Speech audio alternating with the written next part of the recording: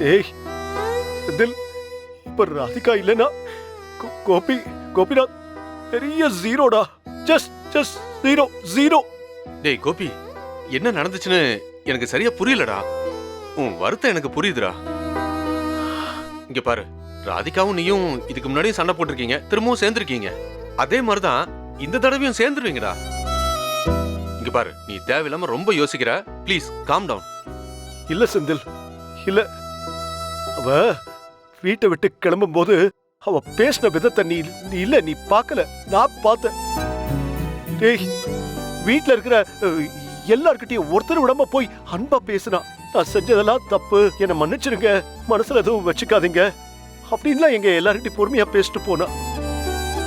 அவ பேசினதை வச்சு பார்த்தா இனிமே வாழ்க்கையில யாரையுமே மீட் பண்ண போறது இல்லைன்னு ஒரு முடிவோட இருக்கிற மாதிரி தான் இருக்கு. அவ ஏதோ முடிவு பண்ணிருக்கா. டேய் போதும்டா.